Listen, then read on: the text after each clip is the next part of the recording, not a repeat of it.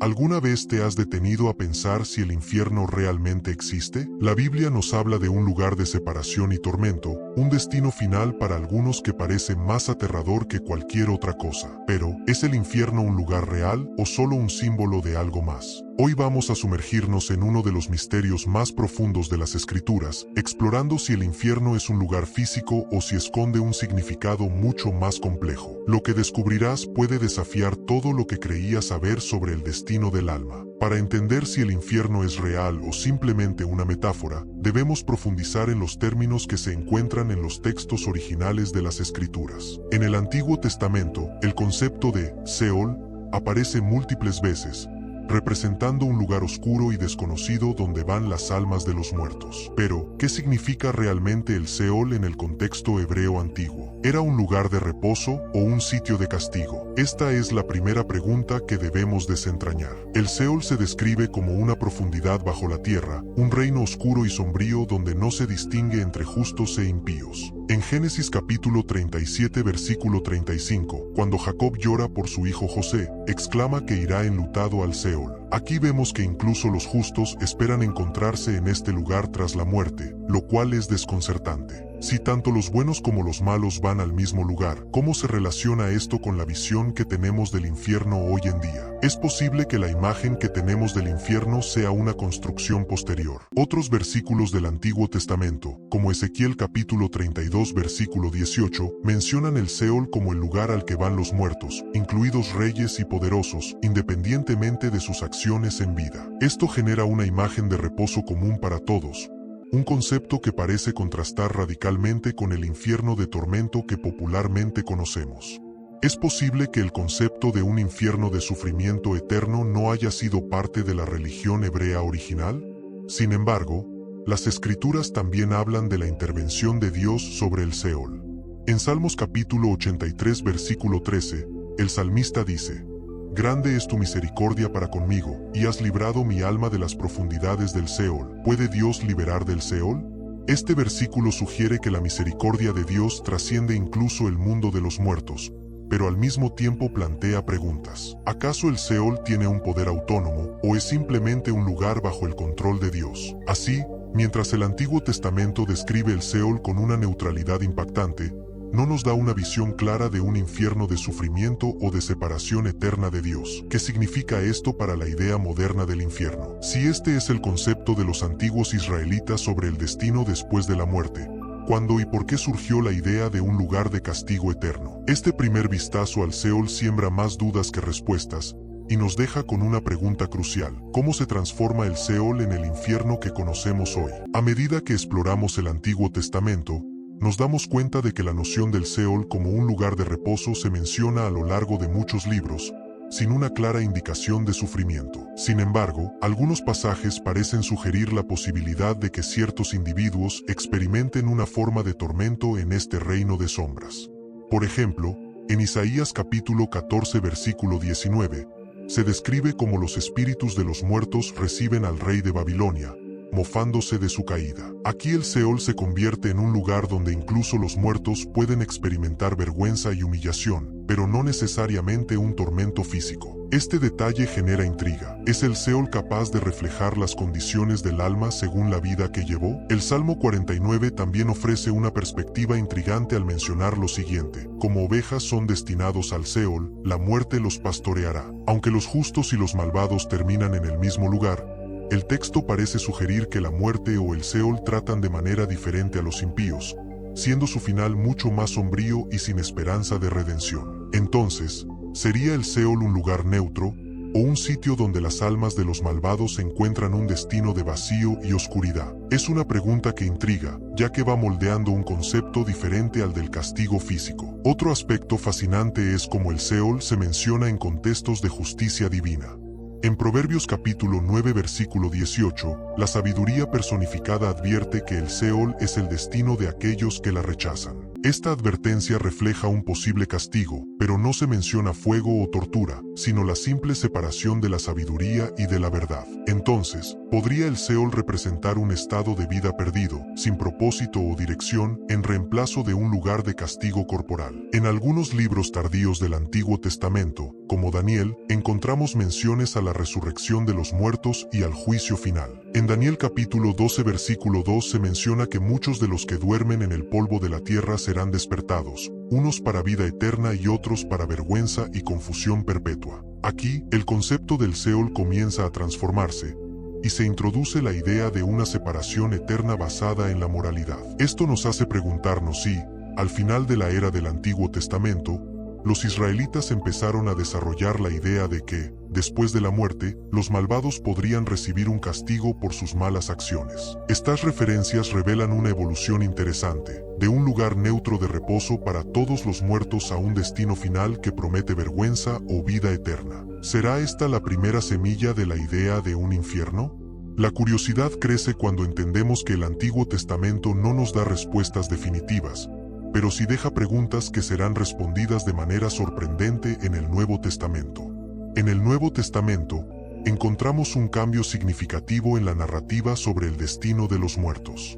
Con las enseñanzas de Jesús, se introduce un concepto más aterrador de un lugar de castigo, y palabras como Gehenna y Hades aparecen de manera más explícita. En Mateo capítulo 10 versículo 28, Jesús advierte: «No teman a los que matan el cuerpo, pero no pueden matar el alma, más bien teman al que puede destruir tanto el alma como el cuerpo en el Gehenna». ¿Está hablando literalmente de un lugar de destrucción total, o es una advertencia simbólica sobre el juicio divino?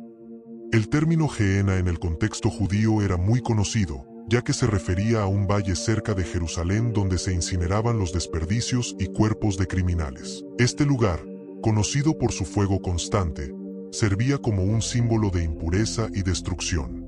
Pero, ¿realmente pensaban los judíos que el Gehenna era un lugar espiritual o simplemente una metáfora de la condena? Las palabras de Jesús parecieran mezclar lo literal y lo figurado, creando una imagen de temor para sus oyentes. En Lucas 16, encontramos la parábola del rico y Lázaro, donde Jesús describe cómo el hombre rico, al morir, despierta en el Hades y sufre tormento, mientras que Lázaro está en el seno de Abraham. Es una historia inquietante, ya que muestra una clara distinción entre el destino de los justos y los malvados, algo que no era explícito en el Antiguo Testamento. Pero, ¿acaso Jesús hablaba de un lugar real o usaba esta parábola para transmitir una lección moral sobre la justicia y la generosidad? El apóstol Pedro también menciona el Hades en Hechos capítulo 2 versículo 27, al citar el Salmo 16. Pedro sostiene que el alma de Jesús no fue abandonada en el Hades y que no experimentó corrupción.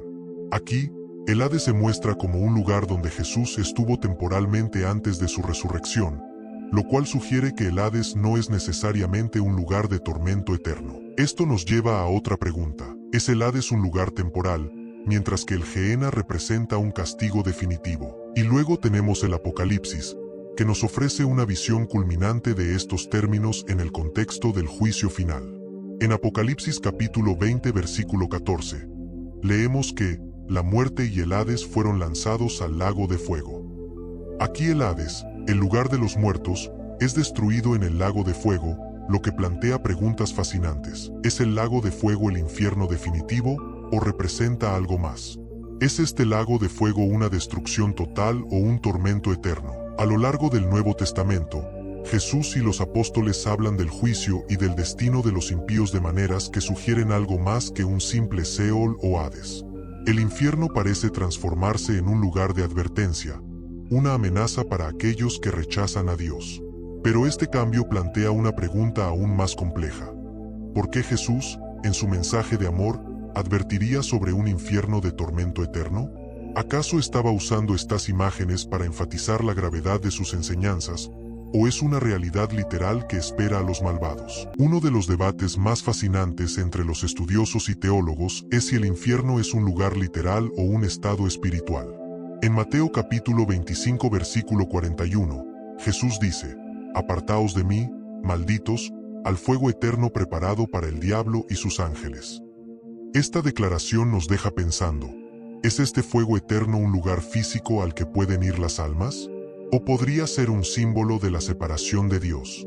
Esta pregunta plantea una dicotomía entre los que creen en el infierno como un espacio literal de sufrimiento y los que lo ven como una ausencia espiritual, el dolor de vivir sin la presencia de Dios. Los defensores del infierno como un lugar literal sugieren que las palabras de Jesús y las imágenes del Apocalipsis indican un espacio real. En el libro de Judas, versículo 7, se describe el castigo de Sodoma y Gomorra como sufriendo el castigo del fuego eterno. Este fuego es recurrente en las enseñanzas bíblicas, y muchos argumentan que debe entenderse literalmente, ya que enfatiza la seriedad del juicio de Dios. Pero si el infierno es literal, ¿dónde se encuentra? ¿Es parte de nuestro mundo o de otra dimensión? Por otro lado, muchos teólogos contemporáneos interpretan el infierno como un estado espiritual, una autoseparación de Dios causada por el rechazo a su presencia. Según esta interpretación, el infierno no es tanto un lugar físico, sino un estado del alma que elige vivir lejos de la gracia divina. Esta idea de un infierno espiritual se encuentra en el concepto de libre albedrío. Dios no envía al infierno, sino que las almas lo eligen por su separación voluntaria. En esta visión, el fuego eterno se transforma en una metáfora del sufrimiento emocional y espiritual que resulta de rechazar la luz de Dios. La interpretación del infierno ha cambiado con el tiempo. Los primeros cristianos no tenían una doctrina fija sobre el infierno, y los padres de la Iglesia discutieron y debatieron lo que podría significar el juicio eterno. Orígenes, uno de los primeros teólogos cristianos, creía en la doctrina de la apocatástasis, la cual sostenía que todas las almas, incluso las del infierno, serían finalmente redimidas y reconciliadas con Dios. Para Orígenes, la misericordia de Dios era tan infinita que incluso el peor de los pecadores podía ser restaurado. Sin embargo, otros padres de la Iglesia, como San Agustín, adoptaron una visión mucho más estricta del infierno como un lugar de castigo eterno. San Agustín veía el infierno como la consecuencia de rechazar a Dios y su gracia. Su doctrina fue influyente y sentó las bases para la visión medieval del infierno, en la cual el sufrimiento eterno era la justa retribución para quienes vivían en pecado. Agustín describió el infierno como una separación absoluta de Dios, un lugar donde los condenados sufren no solo por el castigo físico, sino también por la desesperanza de saber que nunca podrán alcanzar la paz divina. Durante la Edad Media, la visión del infierno se hizo cada vez más gráfica. Las enseñanzas de la Iglesia y las ilustraciones de artistas medievales mostraban el infierno como un lugar de tormento físico. La obra de Dante Alighieri, La Divina Comedia, proporcionó una de las descripciones más detalladas y aterradoras del infierno, con 9 círculos de sufrimiento para distintos tipos de pecadores. Aunque la obra de Dante es literaria, su influencia en la percepción popular del infierno fue enorme, consolidando la idea de un infierno físico y detallado. En los tiempos modernos, las interpretaciones del infierno han comenzado a variar. Mientras que la Iglesia Católica y muchas denominaciones evangélicas mantienen la doctrina del infierno eterno, algunos teólogos contemporáneos sugieren que el infierno podría entenderse de forma menos literal. Por ejemplo, el Papa Juan Pablo II se refirió al infierno como una separación de Dios en lugar de un lugar específico. Para algunos teólogos modernos, el infierno no es un lugar, sino una experiencia del alma que vive alejada de Dios. Hoy en día, muchas denominaciones cristianas tienen visiones divergentes sobre el infierno. Algunas, como los adventistas del séptimo día, creen en la muerte del alma, o aniquilacionismo, donde las almas de los pecadores dejan de existir en lugar de sufrir eternamente. Otros cristianos, influenciados por estudios de la cultura hebrea y griega, consideran el infierno como una metáfora que simboliza la destrucción del mal y la restauración de todo lo bueno. La diversidad de interpretaciones nos hace preguntarnos si el infierno es un castigo eterno o un símbolo que refleja el estado del alma. El hecho de que la interpretación del infierno haya evolucionado tanto a lo largo de los siglos indica que este concepto sigue siendo un misterio. Al final, el mensaje bíblico sobre el infierno parece estar en constante cambio, reflejando tanto las enseñanzas de la época como las creencias de cada generación. Quizás, el verdadero infierno no sea un lugar de fuego, sino una condición de separación del propósito y amor de Dios. Y esto nos deja con una reflexión profunda: ¿qué significa realmente vivir en la presencia de Dios? ¿Y qué estamos dispuestos a hacer para evitar el destino del que tanto nos advirtió Jesús? Hoy en día, vivimos en una era donde las preguntas espirituales son más abiertas que nunca, y el infierno no es una excepción. Muchos teólogos modernos han comenzado a ver el infierno como algo diferente de la imagen tradicional de castigo eterno. Es posible que el infierno, tal como lo entendemos, sea solo una metáfora poderosa para describir la vida sin Dios. Algunos estudiosos sugieren que el infierno es, en realidad, una elección de vida, un estado en el que el alma se separa de Dios por propia voluntad. Esta interpretación sugiere que el infierno es menos un lugar físico y más un estado del corazón que rechaza el amor y la presencia de Dios. En este sentido, el infierno sería un dolor causado por la elección de vivir sin el propósito divino. Otras corrientes argumentan que el concepto de infierno es innecesariamente cruel y que va en contra de la idea de un Dios amoroso. Para ellos, la idea de un castigo eterno es incompatible con la misericordia de Dios. En su lugar, ven el infierno como una advertencia simbólica, una manera de recordar la importancia de vivir en armonía con los valores divinos. Así que la pregunta sigue abierta: ¿el infierno es un lugar real o una representación de algo más profundo? Quizás nunca tengamos una respuesta definitiva, pero las escrituras y los estudios modernos nos invitan a reflexionar sobre lo que significa vivir en armonía con Dios, y lo que podría significar rechazarlo. ¿Te sorprendió lo que descubrimos hoy? Entonces, te invito a continuar con el siguiente tema. ¿Qué dice la Biblia sobre los tatuajes? Haz clic aquí para descubrir si esta práctica moderna tiene una enseñanza oculta en las Escrituras. Te va a sorprender lo que encontramos.